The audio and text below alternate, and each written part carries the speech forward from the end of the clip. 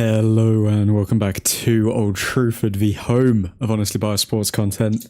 How are we doing, folks? Tonight we're going to be covering United accepting a bid for Antony, the latest member of the bomb squad, to be sent on his merry way from Manchester United. Let's see here. So, Ben Jacobs, I believe it was actually Sky Sports who reported this first, which is actually insane given the fact Sky Sports haven't broken any news for like 10 years, given the rise of Fabrizio Romano. But yeah, Sky Sports did break the news, saying that Manchester United have accepted a bid for from Real Betis for the permanent transfer of Antony. Now, we don't know how much that is, but we do know that the bid has been accepted. Tops is a fraud. Good to see you, man. You sound very calm. I mean, I am calm. I think, to be honest, with this Antony news, it's nothing that anybody didn't expect. I think we all knew that Antony was on his way out, and it would have been a very unsuccessful transfer window if we didn't move on the entire bomb squad. Which, by the way, Tops, my friend, there's only one member left. One member left to get rid of, and his name is Jadon Sancho. Hope you're doing well, though, mate.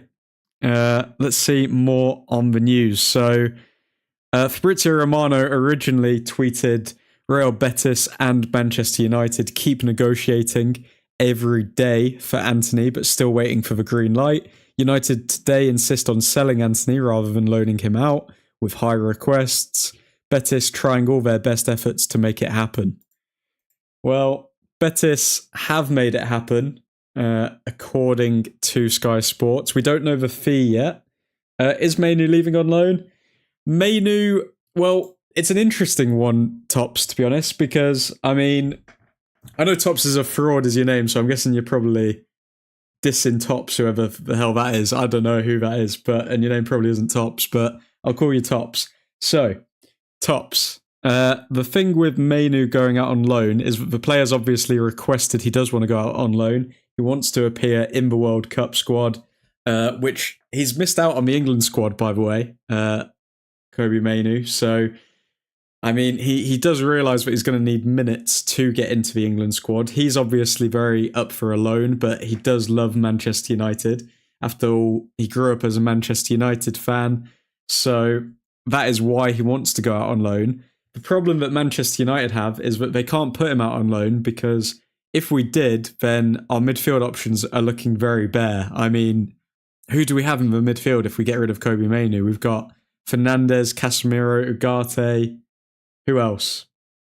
I can't think of any names coming to mind. I mean, we had Kone, who is an up-and-coming player, but he's still a youth player, so I doubt he's going to be counted in that. He'll get some minutes, but not a lot, I'd imagine. So, I mean, we can't let Mainoo go. So, if I had to say, is Mainoo leaving, yes or no, I'm going to go with no. I don't think he's leaving. I think Amorim's going to make a big statement tomorrow. I'm hoping that Amorim plays Fernandes and Mainoo together. I'm going to try and get a preview video out either tonight or tomorrow morning for the Burnley game, because there's a few interesting stats that I don't see a lot of people talking about. So I will be bringing that to your screens either late tonight or early tomorrow. Admin, how you doing? Hope everything's good. All good here, Double I, man. Hope you're doing well. Good to see you again. I mean, good news is Antony is leaving this football club. The questionable news is that we don't know the fee yet. And given that we don't know the fee, I think it's not going to be as high as people hoped. And people are just going to slag off about it on bloody Twitter. But we'll have to wait and see. So far from the bomb squad, we've got Rashford going to Barcelona. We've got Garnacho going to Chelsea. We have Antony going to Betis. We have Malacia going to Elche. Hopefully, they are pushing for the move. Don't know if that's going to be a permanent buy option or just a loan. But either way, Malacia will probably be leaving. I would bet money on that. And yeah, just Sancho now to get rid of from the bomb squad, and then we're all sorted. Amorim will play 4-3-3 from now on. I guarantee it. He won't, niche fan. He really won't. I mean, he had his press conference, his pre-match press conference earlier today, and he's not changing his formation. I'll go through some of the quotes there if you guys want to hear them. Mbeumo at right wing back. We will be there, bro. Why? Nah. What? Where's Mbeumo gonna come in at right wing back, mate? He just got a goal playing as a cam. Ain't no way he's playing at right wing back. Remember, folks, if you haven't already, drop a like on the video and subscribe if you are new to the channel. We are going to be going live every single night covering the latest Manchester United news. So be sure to join the fam. Become an Old Truthfordian today. What else do we have on Antony? I just want to see the fee that we've accepted for Antony. By the way, Cristiano Ronaldo has just scored his 940th goal. Jesus Christ. He's only 60 goals away now from 1,000 goals. United have accepted a bid from Real Betis to sign Antony. He has been given permission to travel, as per Ben Jacobs. Anything else that we have? I mean, a lot of people are showing a lot of gratitude towards Antony. I mean, it didn't work out at United, but what can you do? I mean, he's acted professionally. I think he has kind of forced a move to Betis, but I mean, fair enough if that's the club that he wanted to play for. As long as we get a fair fee, I'm not too mad at Antony. So yeah, hopefully we've got a decent fee for him there. Niche fan, Godspeed. Use it, making the most of that free membership that you've got, courtesy of Matty. Okay, what other news has come out? So Lammens has a recent report suggested that we are chasing Lammens. Here it is from Fabrizio Romano. Manchester United are making a big push to sign Sen Lammens from Royal Antwerp. Talks will accelerate this weekend. I mean, we've got no choice to accelerate the talks, really, because, I mean, we've got like 3 days until the transfer window closes. So if I was to guess, I think we're going to see Jadon Sancho get moved on. We're going to bring in Sen Lammens, and I think that'll be the end of our transfer window. I really don't see us bringing in a midfielder. I don't see Mainoo kicking up a fuss to get that move away from United. And I think Mainoo will feature in the World Cup for England, because I think he really will push Casemiro. I mean, obviously Amorim's come out saying that Mainoo's competing for a spot with Bruno Fernandes, but I don't believe that. I think he's going to push Casemiro for his spot, and yeah, I think Mainoo will perform very well for Manchester United for the remainder of the season. Ole and Jose got sacked. You thinking what I'm thinking, right?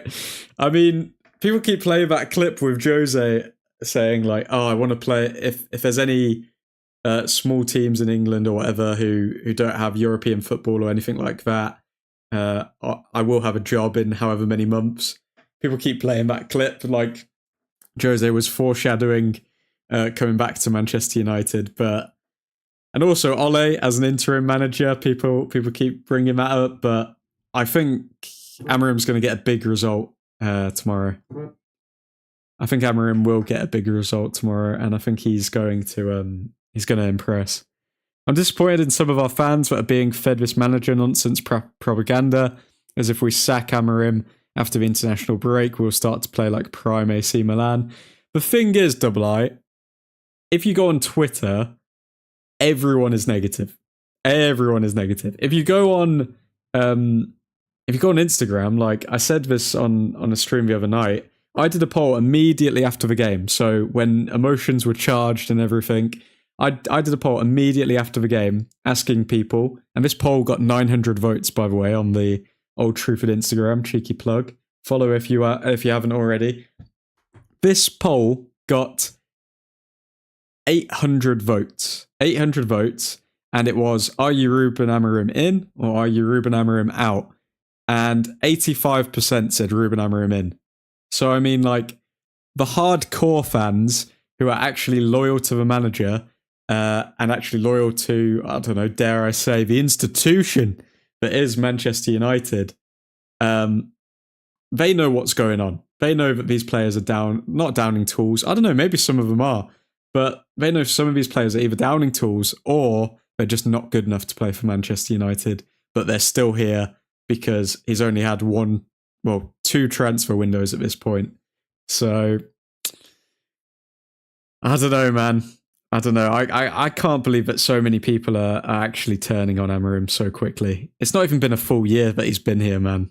And I understand we've seen some of our biggest losses under him, but at the same time, we saw some of our biggest losses under Ten Hag, and he managed to win 2 trophies. So, like, you gotta give managers time.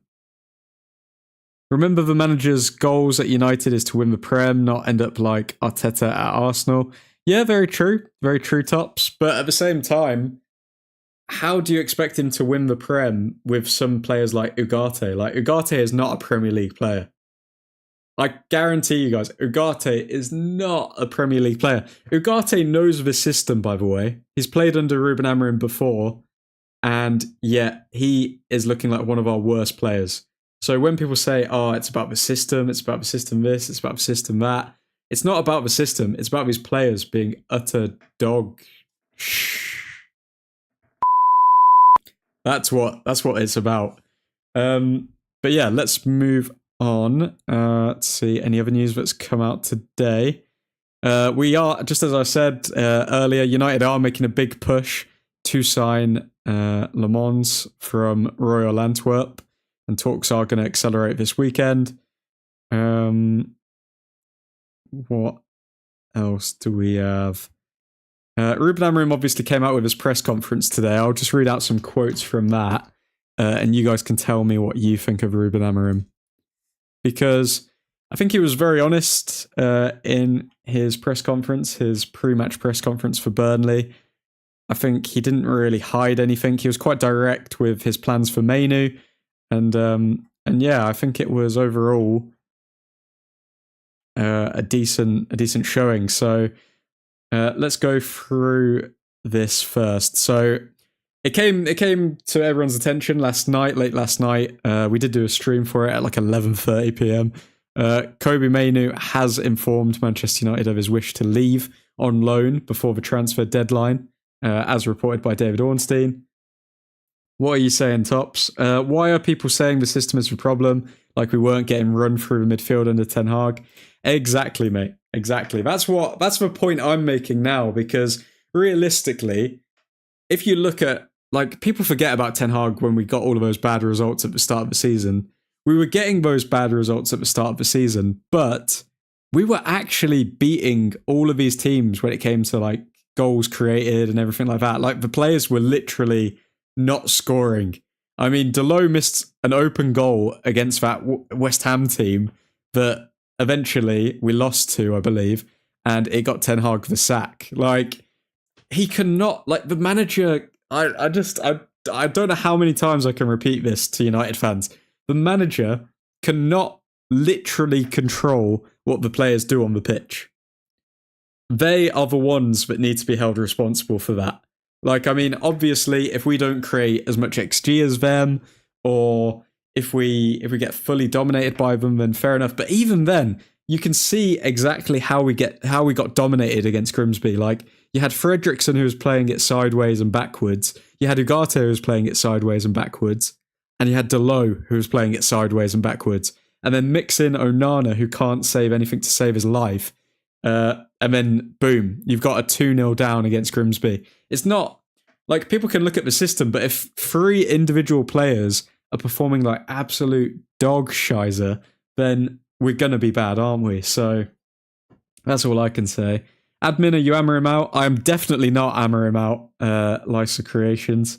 No way near Amorim out, if I'm being honest. I think it would be a disgrace to get rid of Amorim now. Absolute disgrace. People forget that Ten Hag lost his first 2 games in the Prem, and one of them was humiliating, the Brentford one, if you remember that game. After that, he went on an unbeaten streak for like 14 games. And we're not saying that, okay, and I get your point, Double I, but we're not saying Ruben Amorim's going to go on a unbeaten streak. But what we are saying is that these are the same players.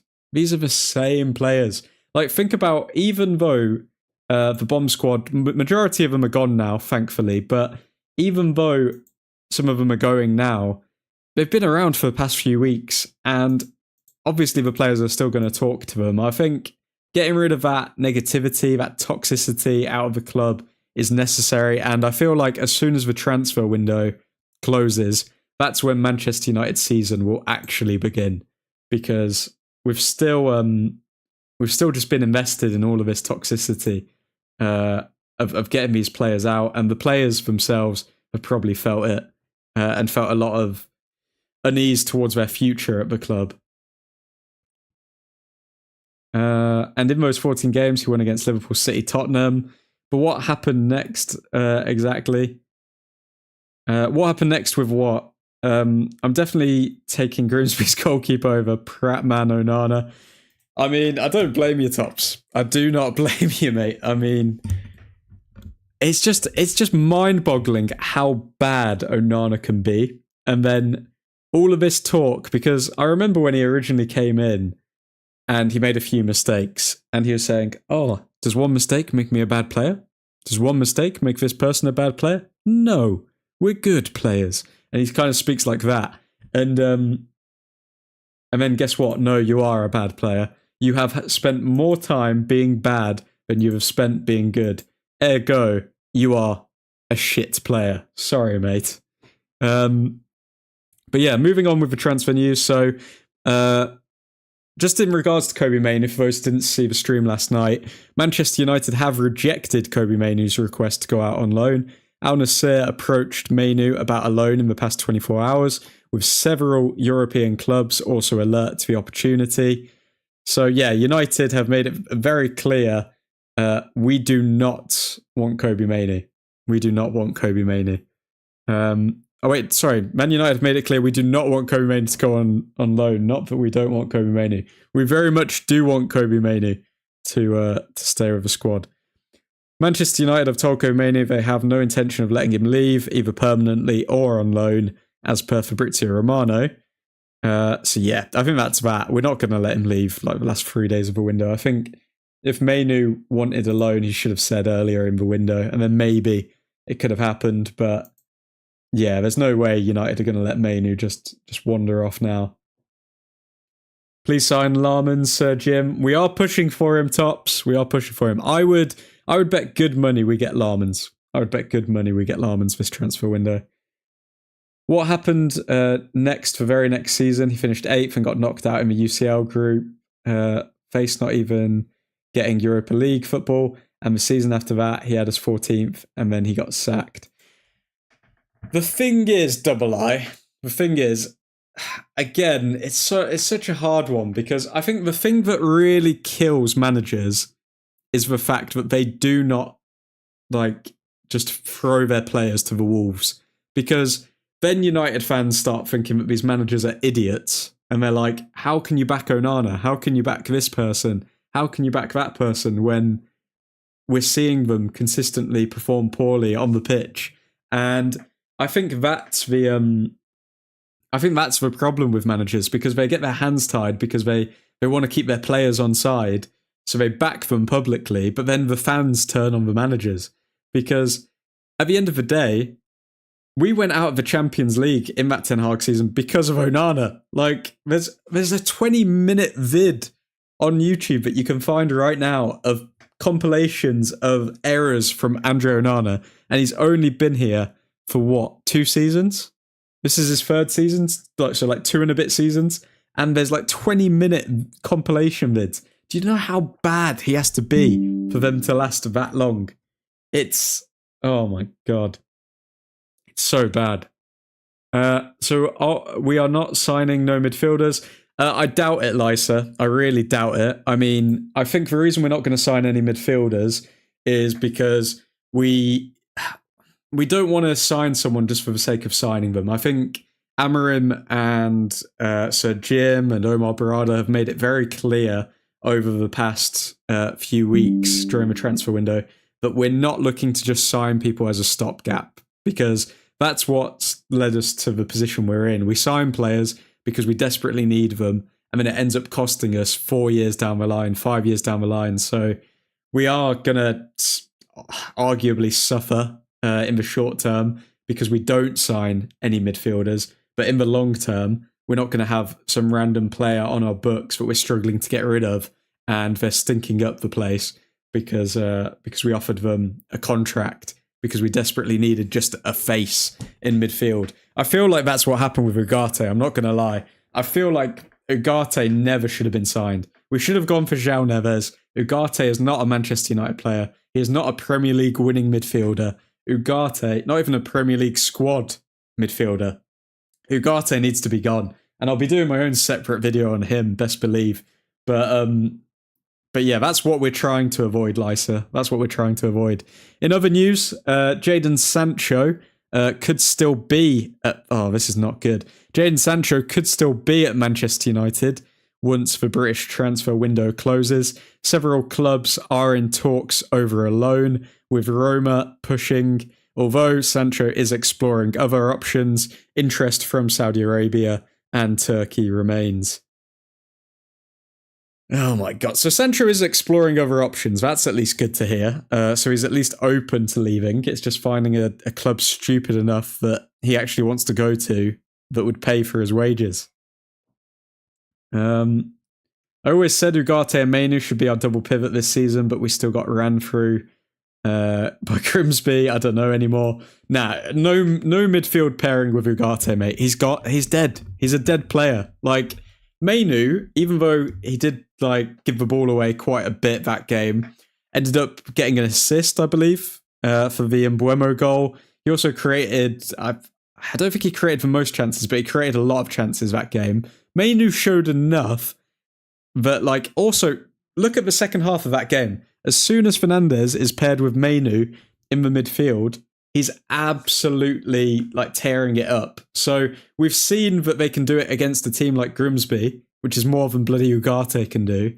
So if it's me, I think Amorim makes a statement tomorrow. And if I'm in Amorim's shoes, I make a statement tomorrow and I play Mainoo and Fernandes together. I think he has to. I think he has to play them together and just show that he's going to back Mainoo, and he's also going to stick to his system because we know that he is. We know that he's not going to go away from it. We will be getting on to Amorim's pre-match press conference in a short moment, just when we finished all the transfer news. Tearing it up, mate. It's Grimsby. Bro. It's a cold, wet night in Grimsby. You cannot take that lightly. You cannot take that lightly. The mighty Grimsby, the mackerels or whatever they are, the bloody fishes that they were floating around, they're a tough cookie to crack. I'll tell you that. So I kind of feel bad for Amorim. We are driving him absolutely insane. The guy looks dead from the inside, literally dead. He was smiling during the pre-match press conference, which was good to see. But he hasn't completely lost his mind. Amorim is one pack of green hair dye and a late night viewing of The Dark Knight away from becoming the Joker and just full on going insane. Honestly, I believe Amorim, he's already smashed TVs and everything like that. I don't want to know what he's doing to those players behind closed doors. I think he will genuinely... He's either going to win a Premier League at United or he's going to end up in Arkham Asylum. I don't know which one it is yet. Nick, hello, boys. Good to see you, man. Amorim will end up in the mental hospital. Why so serious? It's just, honestly, I think he's got the curly hair for it. He could do a good Heath Ledger impression, I'm sure.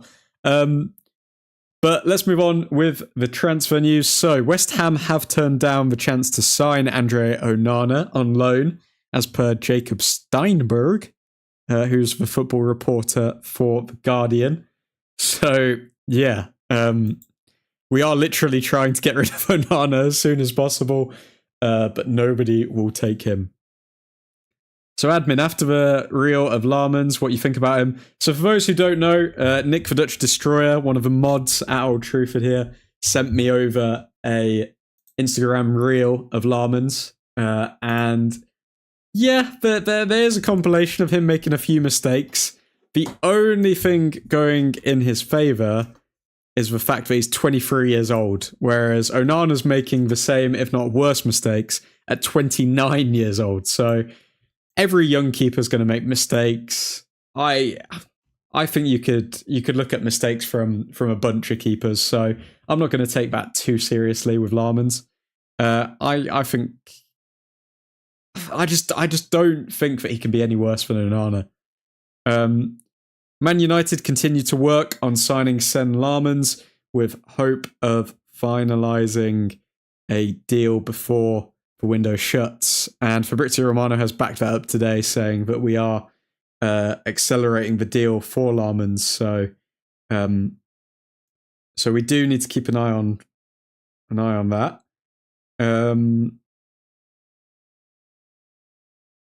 What else do we have for you lovely peeps? It is scary, but high risk, high reward, man. We need... I don't care at this point. I just want to see a new face. Even if he does make mistakes, Lammens, that is, I just need to see a new face in goal. Prediction for Burnley, I'll go 2-0, Cunha and Bruno with the goals. You'll have to wait for the preview vid for the Old Truthford prediction, my friend, Mr. Tops, but I think we're going to win. I do think we're going to win, but I will give a more in-depth way of how we're going to win tomorrow. By the way, those players are absolute freaks. He always defended them from the media and spoke well on literally every one of them. No matter the mistakes they keep doing or performance, such freaks. Exactly, Double I. Exactly. Direct it towards the players, man. Direct it towards the players. Like, also, Luke Shaw, for example. Whenever Luke Shaw says something positive about a manager, like, cover your ears. Just do not listen to Luke Shaw anymore. Because the start of every goddamn season, he's saying, the vibe has changed. We're new here. Everyone's up for it. This is the best squad I've been a part of. And then United go on to not win their first 3 matches. Like, come on. Do not believe a word Luke Shaw says. Or Diogo Dalot. They are PR representatives of the club. They are not footballers. They are PR representatives. We're capable of winning the Premier League. Tops, man. Oh my God. I'm sorry. I'm going to have to send in some admin crying emojis for that one, because, oh my God. As soon as I saw that and people were actually eating it up, I was like, guys, you can't believe this guy. Surely you can't believe this guy. Is Luke Shaw in the England squad, by the way? One sec, let me just, I swear, if Luke Shaw is in this England squad, I'm going to be pissed. Oh, thank the Lord. Okay, at least Luke Shaw's not in this England squad that Tuchel's picked. Thank the bloody Lord, because I do not want to see him play for any of the teams I support. England, United, I don't want to see him anywhere near it. But yeah, further on Lammens, this is from Sky Sports Chef. There is a strong chance Man United won't sign or sell a goalkeeper with 3 days left in the window.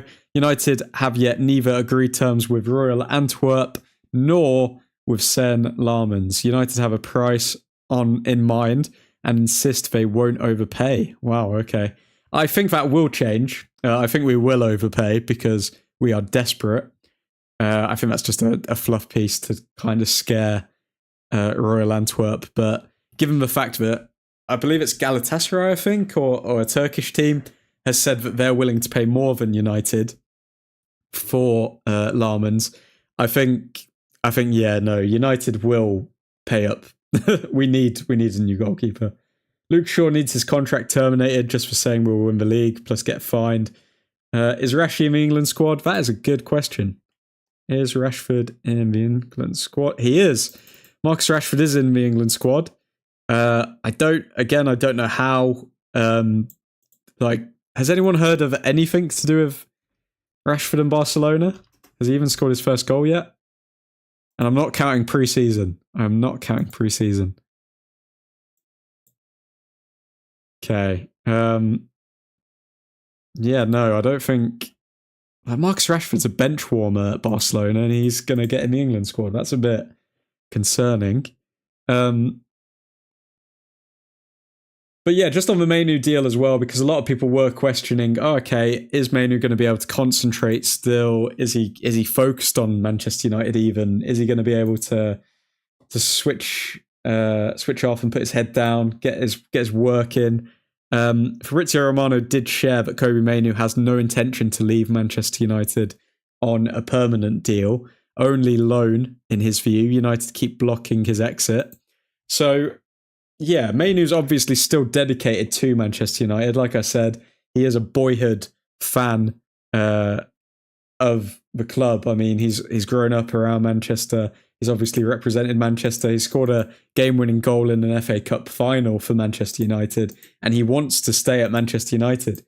The only question coming from Mainoo's side, which I think is a fair one, is him asking, how much game time am I going to get? Because he wants to play for England, and to say that, oh, okay, you have to displace the captain of the football club to get minutes, I can see why he would be a bit fearful for the amount of minutes he's going to get. But I have faith in Amorim to eventually play Mainoo and Fernandes in the midfield. I have faith.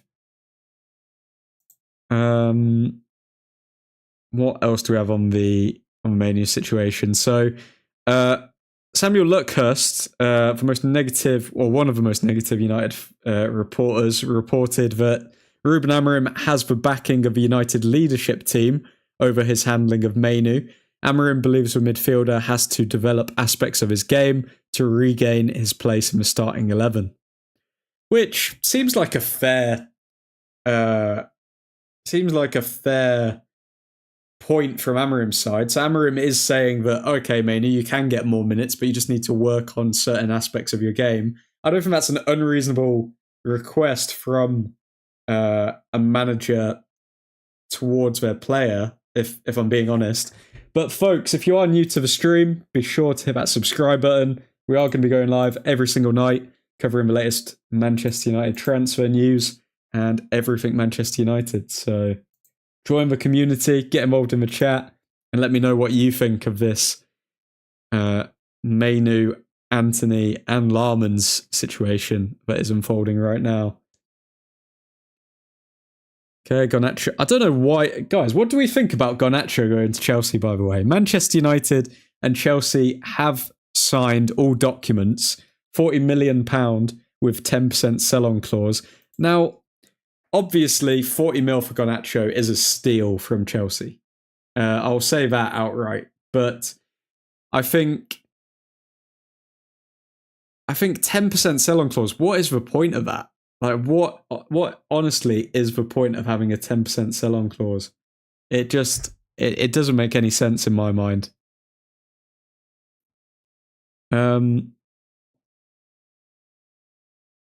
What else do we have? So Newcastle and Roma all want Kobbie Mainoo on loan, but United need him as cover and would only likely let him go for a substantial fee if they can bring in another player who is as good or better than Mainoo. Now, are we going to bring in a player who's better than Mainoo? Doubt it. How are we going to... What midfielder could we bring in last minute in the transfer window who's as good as or better than Kobbie Mainoo? Any names? Anyone in the chat? Got any names? Put them in the chat and I will look them up. Give a little bit of an analysis on them. But nah, we're not finding a midfielder better than Kobbie Mainoo before the end of the transfer window, that's for sure. Newcastle United and Fulham have expressed interest in Rasmus Højlund, but he was thought to be too expensive for their wage structure. Yeah, Højlund's definitely going to be going to Napoli. We're just waiting for the here we go there. Tops is a fraud. Baleba. Bro. It's so frustrating how we're not going to go all out for Baleba, but I don't know, I guess financially we just literally can't do it, I guess. Because supposedly we've got... Oh, God. No, Nick. Not Frankie de Jong. No. No, that is a bad joke. That is a bad joke. Frankie de Jong. Oh, my God. I never want to see that guy's name again. I never want to see that guy's name again. We should have hijacked Xavi Simons from Spurs. I bet if we hit him up, he would have came to Old Trafford. Great player for depth and will be a Garnacho replacement. We've got too many forwards were the problem. That's the issue. We've got so many 10s. Like, we've got Xerxes who can play there.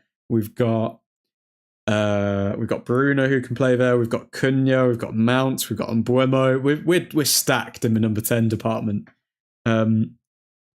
By the way, speaking of Xerxes, it's a shame that we didn't win that game against Grimsby, because I think Xerxes' performance went under the radar. I thought when Xerxes came on, he looked really good. Did everyone else think that Xerxes looked like really sharp when he came on? And again, it's against bloody Grimsby Town, so we're not going to get ahead of ourselves. But I thought Xerxes looked really good. No way Frankie is joining us after what Bruno did to him. What did Bruno do to Frankie? But yeah, let's move on to Ruben Amorim's pre-match press conference for the Burnley game. This is what he had to say on Kobbie Mainoo. He said, "I want Kobbie to stay. He needs to fight for his place, and we need Kobbie, so that is not going to change."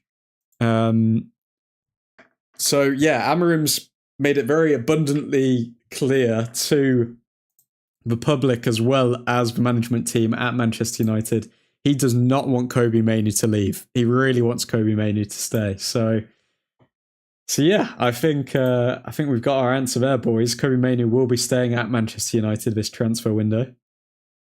Xavi, the whining kid Simons, no thank you. I remember watching him on our Euros watch-alongs. Xavi Simons just literally always looks like he's about to cry, I swear. He is going to be complaining a lot in the Premier League, that's for sure. It's crazy as well that it's a World Cup year coming up, because we're going to have to do live streams for that as well. With the time difference in America, that's going to be a long one, but hopefully a good one for England. Is Van der Beek still on? Oh my God, Tops. Oh my God. Tops, don't tell me. Do not tell me that you're a fan of Van der Beek. Do not tell me that, please, bro. I'm going to question your whole football knowledge. Do not do this. Do not do this. Admin, you read my mind. Did you see his first touch of a game? Pure class, in my opinion. Should start tomorrow, Josh. But who would you start him over, Double I? Who would you start Xerxes over? When do we play Burnley? We play Burnley tomorrow at 3 p.m. We will be doing a live watch-along for it for those interested. Be sure to tune in to get the honestly biased take of the game. Sesko, oh, double I. That is a bold move. If you're saying that that Amorim should start Xerxes over Sesko, I think that's a way to alienate a lot of the fan base.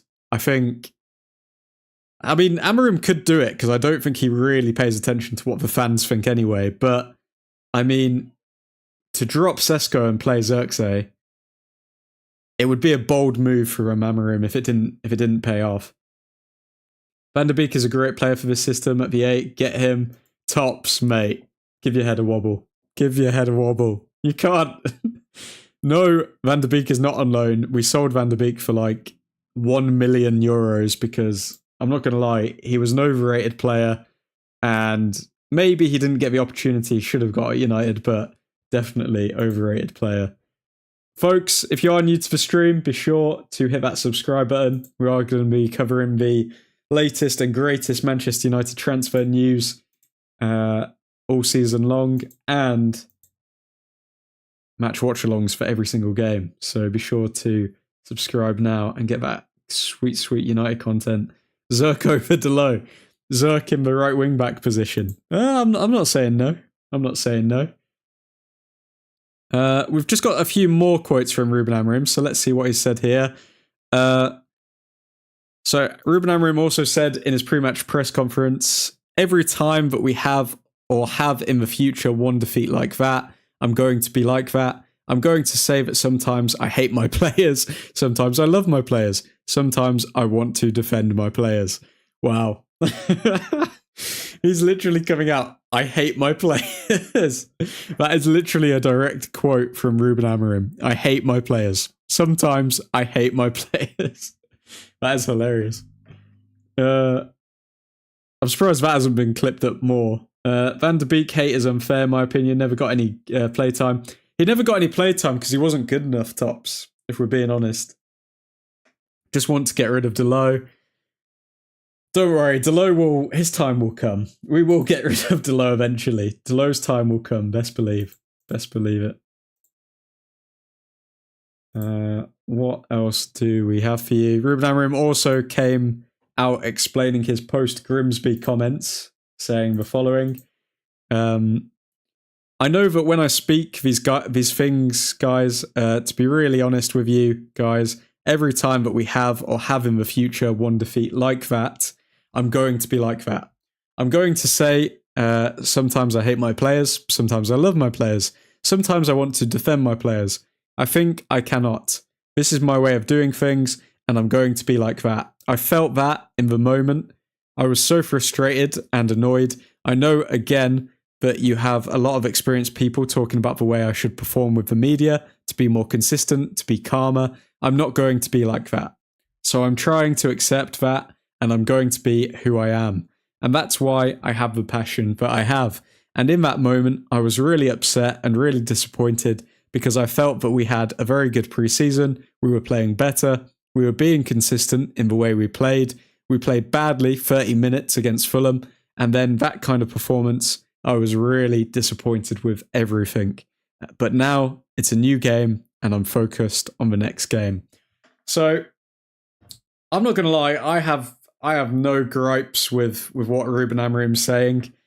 I mean, we want a manager who's going to be honest with us. We want a manager who's going to feel it like we feel it, not someone who's just a robot. And some people can say, yeah, sure, Amorim might be too emotional, but at the end of the day, it's his job on the line and his reputation.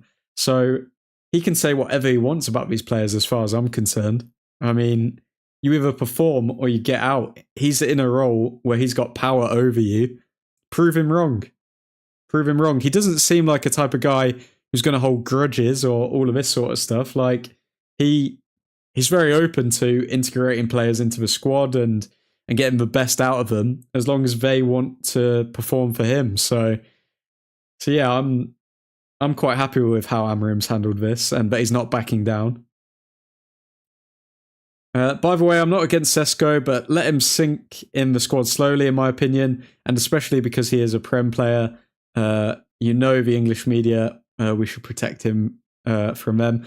I get what you mean, Double I. I get what you mean with like waiting till Sesko's like fully ready for the Prem.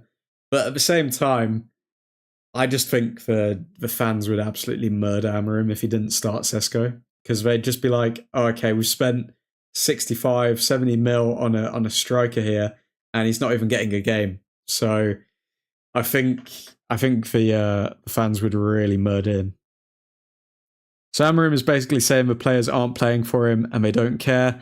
He's basically saying that it's a hard one to decipher what he's saying, but realistically, we still don't know what he meant by that comment when he said the players spoke very loudly on what they want. Maybe he's just saying the players who underperformed are speaking that they do not want to play for Man United, and their actions speak louder than any words could. Maybe he's saying that. Maybe he's saying that, okay, Ugarte is proving he's not a Manchester United player. Like, that performance is speaking very loudly for him, and that's what's going to happen. TLDR, F for press. I'm going to say anything I want to say. Yep, pretty much. That is the translation from that quote from Ruben Amorim. He also came out speaking on the players, saying, I understand that the players that are not playing in this moment are disappointed, but everyone will have the same opportunity to play. You have to fight during the week. And that's that. I mean, you've got to prove yourself during the week at Manchester United, during the training sessions. We're only playing one game a week. So prove yourself. Prove yourself in training and you will start. That's all that Amorim's saying. And I think that's, again, like, not crazy. That's not a crazy idea to say that, oh, okay, you've got to train well and then you will play. These United players have to prove themselves, man. What else do we have? So Ruben Amorim on being ready to quit sometimes. He says, if you are in one way, if you have this kind of behavior, you have to understand that sometimes you have good things and the other side of the coin. Sometimes I want to quit. Sometimes I want to be here for 20 years. Yep, fair enough. I think that is the hardest part of the defeat. Sometimes it is not the result. It is the way we lost that game or drew that game. It is the small things, fighting for the ball, running. So yeah, I mean, Ruben Amorim is saying here that we expect the minimum that Manchester United are going to win duels. They're going to out-battle the other side. They're going to show that they want this game more. They want this win more than the opposition do. And I think that's what Amorim is really taking to heart. The fact that these players that were playing just didn't show any ambition, didn't show any want, didn't show any fight. And it led to us being 2-0 down at half-time. What else do we have? So Thomas Tuchel has spoken about Kobbie Mainoo not being included in the England squad. This is what he's had to say. Sometimes the changes in your club are not in your favour. Kobbie's just lacking minutes. I don't think he lacks anything else. He has the experience, he has the power, he has the quality, the talent to be on our list. He is on our list of players, but at the moment, in his position, 6, 8, 10 in central midfield, we have players who are in full rhythm and who play key parts in their clubs. And this is the next step for him. I mean, guys, we've got to keep a close eye on this Mainoo situation, because if he doesn't get game time from now until, say, January, I wouldn't be surprised if he put the transfer request in, because he said that he doesn't want to leave Manchester United. He wants to just go on loan to get game time for the World Cup. If Amorim does not play him, I mean, hopefully Mainoo has the right attitude and he actually trains better. But yeah, if he doesn't perform at the level that we expect, then man, Mainoo's gonna be gone.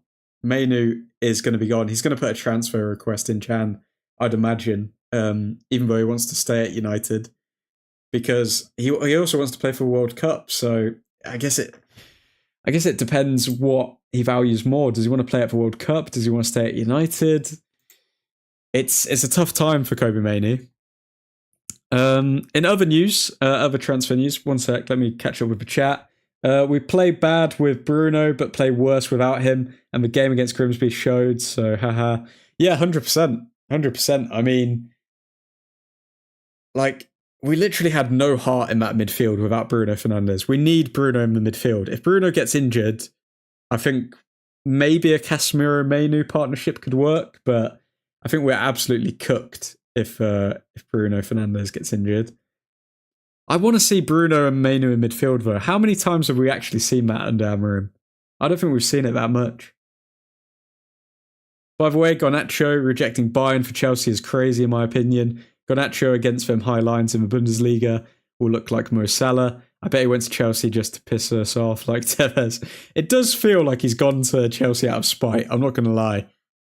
Because I just don't get it. Like, why is he trying to break like records in the Prem? Why stay in the Premier League? Does he just want to move to London, maybe? He wants experience of living in London, potentially, which doesn't fill me with confidence with him. Because I think then he's looking at the wrong things instead of his football. But yeah, I do agree with you, Double I. It does look like Garnacho has just gone to Chelsea to piss us off. Mainoo just needs to get minutes because he can do something special. Agreed. He is a talented player. I think it's just a case of him having the right attitude, and then I think he will get the minutes under Amorim, because all it takes is for Casemiro to have a stinker, and then you've got Mainoo and Fernandes in the midfield. I think I think Mainoo's just got to be patient, if I'm being honest. Break records, he isn't even on a trajectory to break a record. Exactly. So it makes no sense. That's the only justification I can give for Garnacho wanting to stay in the Prem. I don't know, maybe because he's got like a young kid as well. He wants to stay in England. Who knows? Could be that. Could be family reason. Or maybe he wants to get revenge against us. Yeah, maybe that. Maybe biggest flop. I hope he flops. I hope he does. But I have a feeling he's going to do well. But in other transfer news, Liga club Elche are keen on signing Tyrell Malacia. Believe that will be a loan, though. I don't know if they're going to sign him permanently. Who else do we have?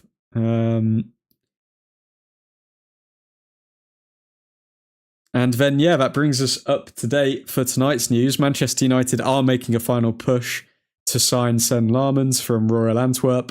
Talks will accelerate this weekend. Manchester United have accepted a bid as well from Real Betis for the permanent transfer of Antony. So we've accepted the bid. Now we just need Betis and Antony to get their side of the deal done with personal terms, and then we've got a sale, folks. We've got a sale. It's like turning down a Porsche 911 for a Fiat 500. Hoping a former player of yours flops is crazy disrespect, in my opinion. Wait, what do you mean? You want Garnacho to do well? Hoping a former player of yours flops is crazy disrespect. Nah, bro. I'm sorry, Garnacho, he turned on the manager and disrespected the club, bro. Like, he came out with that interview after the Europa League final, and he put his interests above the interests of the club. So, screw Garnacho, man. Screw him. I hope he flops. What else? So, Simon Jones of Daily Mail Sport is saying that Kobbie Mainoo is going to reiterate his desire to leave Manchester United on loan, despite the club saying he must stay and fight for his place. They will love him at first. He will kiss the badge, look decent after first. But then when he will get benched for a game or two, they'll start to look at the bigger picture and the real him. Yep. If he's acted this way towards United, a club who have actually helped him grow, then think about how he's gonna act towards Chelsea when things aren't going his way. It's not going to be good. Was it Garnacho who said all those, or was it his brother? I'm confused. So basically, Garnacho, after the Europa League defeat, came out in an interview, literally saying, "I don't know why I didn't get picked to play." All of this, like, he literally like called out Amorim publicly, very similar to how Jadon Sancho did, but. Jadon Sancho did it on an Instagram story, and Garnacho did it in an actual interview that was recorded and quoted.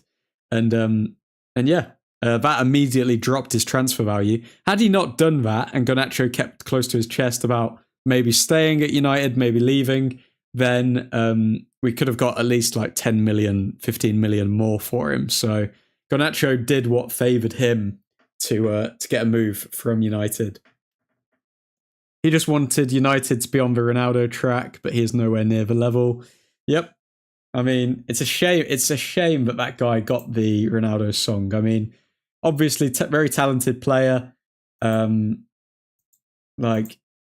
created some big moments for us in some really dire seasons. But at the same time, if you're going to disrespect the badge, you're going to disrespect the badge, and I'm not for that when players do that. Also, the Insta post that we was passed over in a final and laughed about the loss. Yeah, just not good. That bicycle kick gave me hope. It did. I'm hoping that'll be the highlight of his career, though. But he'll always have to look back and be like, "Oh yeah, I did this at United once," and then he just kind of ends up playing at Sunderland or something. I'm hoping that'll be the career trajectory for Garnacho. Let's see if there's been any further updates on Antony to Betis, if we've got a fee yet, because that's always interesting to see. Oh, okay, so the fee has come out. The package agreed for Antony is £25 million with 50% sell-on clause as per Ben Jacobs. Okay, that's not bad at all. So Antony, we're getting 25 mil straight up. And if he gets sold on to, I don't know, maybe a bigger team from Betis, then we get 50% of that fee. Maybe probably 50% only of the profit from that fee, but still. So I'd imagine that's going to go up to at least like 40 mil by the end of it. So again, not ideal. It would have been good to get like 40 mil straight up, but we will be getting 40 mil eventually for Antony, so not bad.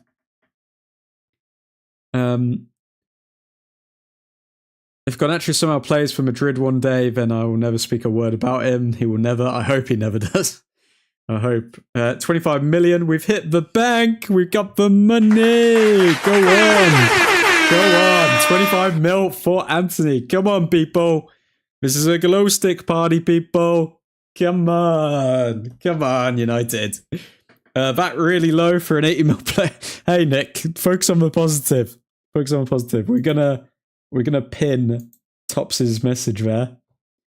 So 25 million, we've hit the bank. Let's edit the title. So accept 25 mil. Antony bid. Lovely stuff. Lovely stuff. Okay, so 25 mil and a 50% sell-on clause. Antony wants for 3.5 million wage cut he will face by leaving Manchester United for Betis to be covered. Betis say they won't go higher, but United hope to meet in the middle. Oh my god. Antony. Okay, Antony's a pleb as well. He's actually a pleb. So he's saying all this stuff that he wants for best for United, but he's saying that he wants a 3.5 million wage cut to be covered. So basically he wants a payout from United to go to Betis. What an absolute pagan, man. I honestly wish we were doing really well financially so we could just let these players rot in the reserves and it wouldn't even affect us, but we need this money. We actually need it. Look at how down we are. Happy to sell for 25 mil. So, hey, Double I, you gotta get the wins when you can at this club.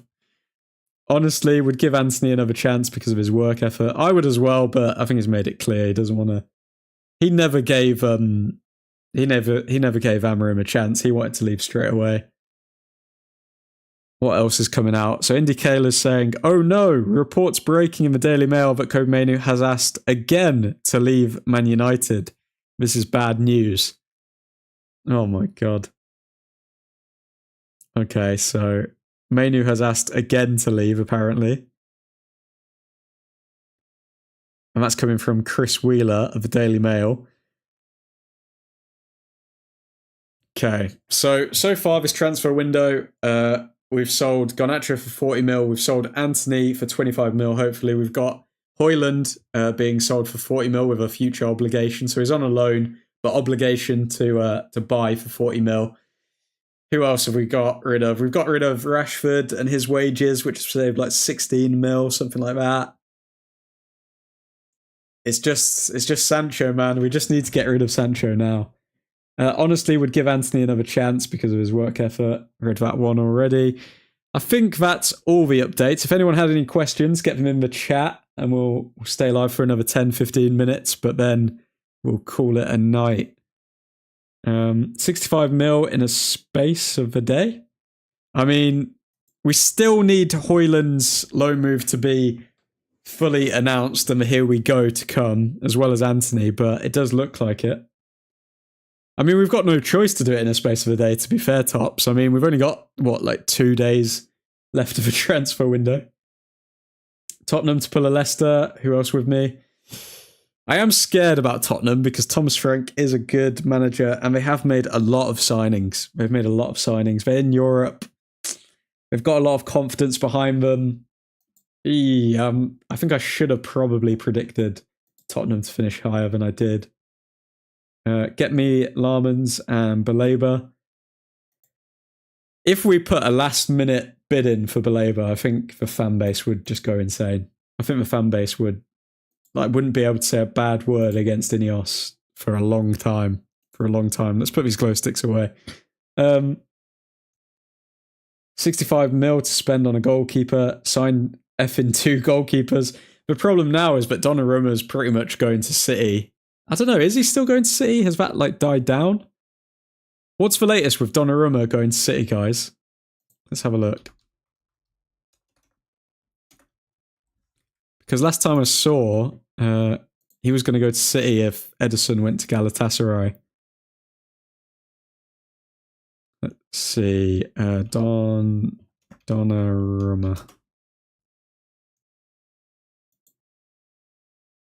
Okay, so if I can speak, negotiations are continuing in the background for Donnarumma to Manchester City. Positive talks with PSG on €30 million, 35 million deal and a total agreement with Donnarumma, but still waiting for Ederson exit. Galatasaray want Ederson, Al Nassr not in talks. Wow. They're going to get Donnarumma for how much is that in pounds? €30 in pounds. Only £25 million. They're going to get Donnarumma for only £25 million. Manchester City getting a bargain there. I'm not moved on a midfielder. Now I'm prioritising a keeper. A keeper. Ugh. This is how I'm going to be feeling on the last day of the transfer window, though, guys, because, I mean, like, we need to... It's all very good speaking about all of these deals, but we need to actually sell them now. We need to actually sell them, and we actually need to bring people in. We need to guarantee this this business is done. Because until we get the here we go, I'm not getting my hopes up for any of this. So Laurie Whitwell's reported as well. Manchester United agree deal with Napoli for Rasmus Højlund on a season loan, which includes an obligation of £38 million if Napoli qualify for the Champions League. A significant low fee is also present, but Højlund still needs to accept. Okay, so we're waiting on Rasmus Højlund to accept the deal with Napoli, but it's all been agreed with Napoli, so it's just on Rasmus Højlund's side now. Laurie Whitwell has just reported that, so Rasmus should be leaving. Ben Jacobs on the Antony deal has reported United have not reached an agreement with Real Betis for Antony. They are still negotiating. Details of a permanent move, sell-on clause, etc. are still being discussed. Wow, okay, I thought they just... That's weird, because Ben Jacobs literally said that a deal had been agreed. That makes no sense. So Ben Jacobs has just gone back on himself. So they're saying that we're still negotiating a deal for Antony. Discussions are around permanent deal of 50% sell-on clause, salary, exit conditions. Okay. Oh, it's going to be a busy night, lads. It's going to be a busy night and a busy day tomorrow, I'm sure. I'm not... Where are we? Kevin De Bruyne, McSauce and Højlund were a trio. Honestly, watch Højlund just absolutely cook with Kevin De Bruyne and McTominay behind him. Højlund is actually going to perform really well at Napoli. I can just see it. Folks, if you haven't already, hit that like button. Subscribe if you are new to the home of Honestly Biased sports content, Old Truthford. We do go live every single night covering the latest Manchester United transfer news. And we will be going live every single night throughout the entire season. So be sure to stay tuned. Other than the international break, because I am going away for the international break for the first week of it. So I'm hoping to get a couple of vids prepared for you lovely folks for then. I think the biggest mistake in the history of this club is hiring Moyes after Fergie, even though he chose him. But we should have brought Mourinho, a serial winner who would have continued the legacy. I agree, Double I. I agree. I think we should have gone for Mourinho instead. But I think the couple biggest mistakes I think are sacking Van Gaal, number one, and also sacking Ole. I think those two were sacking Van Gaal and bringing Cristiano Ronaldo back, because I think bringing Cristiano Ronaldo back literally changed the course of this football club to such a high degree, because we were actually cooking under Ole until that signing was made. Did we ever experience a worse night than Grimsby? What's more embarrassing, losing on pens to a League Two side in Grimsby or losing a cup final to Tottenham Hotspur. I think those two are the worst nights that we've seen in the past 10 years of being a Manchester United fan, without a doubt. And I feel sorry for Amorim that he is the manager who's had to oversee those two nights. What other news do we have for you lovely people? Everyone on Twitter and on the timeline keeps saying we need to push for Baleba. Will we do it? Will we do it? Will we put an official bid in for Baleba? Okay. Has anything else come out? Let's see.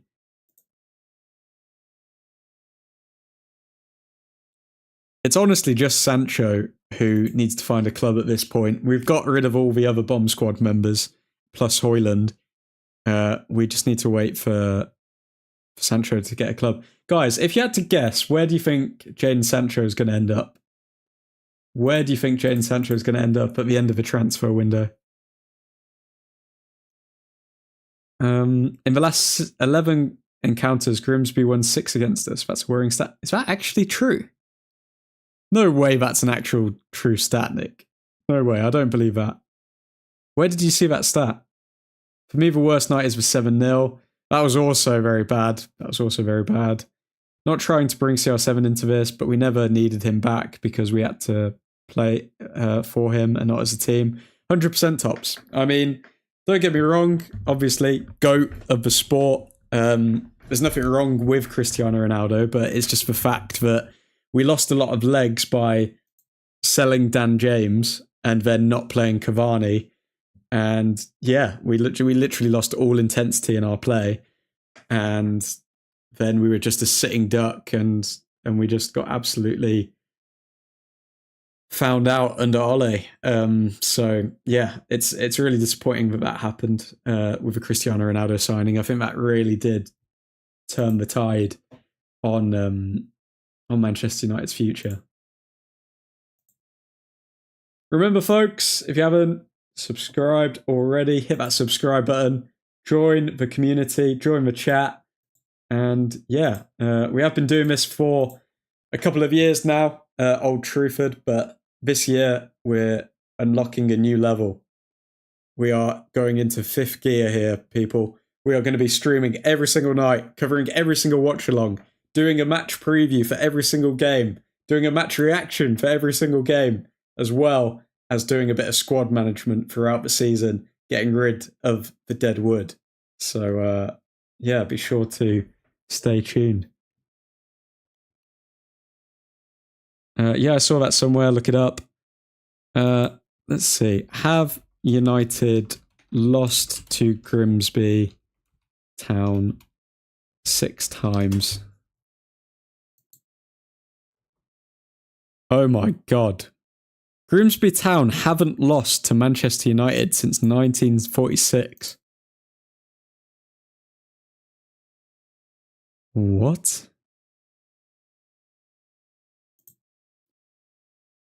Grimsby Town have not lost to Manchester United since 1946.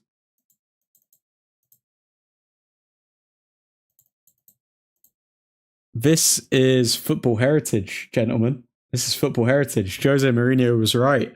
That is a crazy stat, Nick. Thank you for that stat. That is insane. Sancho will end up playing FC 26 on his couch. I think Sancho will be a MLS player. It's just the move that suits him right now. It makes sense, doesn't it? Because, I mean, there's obviously his girlfriend, Sweetie, or whatever she's called. So, I mean, like, it makes sense for him to move over to America rather and get that American lifestyle. I just don't know if any American club is actually interested in him. It should be, though. He's quite a flashy player. I feel like he would bring a lot of eyes to their league. So hopefully he does move over there. But lads, we're probably going to call it an evening there. Let's just check any final news. Andreas Pereira has joined Palmeiras, moving from Fulham. Former United player that. Okay, so The Athletic is reporting that United have agreed with Betis for Antony, but wages are an issue. Fee is 25 mil plus 3 mil plus 50% sell-on clause. As things stand, they need Antony's agreement. Is Antony going to be a pleb? Is Antony going to be a pleb? I guess we'll have to wait and see. But folks, hope you all have a delightful evening.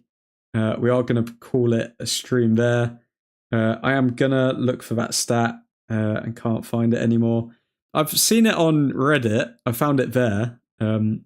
Yeah, bringing CR7 destroyed everything Ole built for 2.5 years.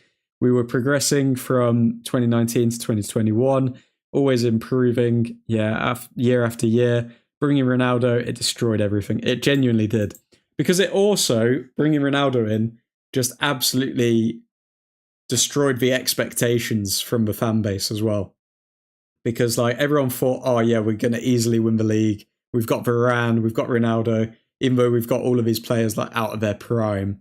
It just, the fans took it too far and thought that we could genuinely win the league with like a 36-year-old, 37-year-old at the time as our striker. Like, yeah, the Prem's built different. We were never going to win the league with Ronaldo coming back. But gentlemen, hope you all have a delightful evening. We are going to call it a night there. We are just waiting on bloody Antony to make up his mind if he's going to take that wage cut or not.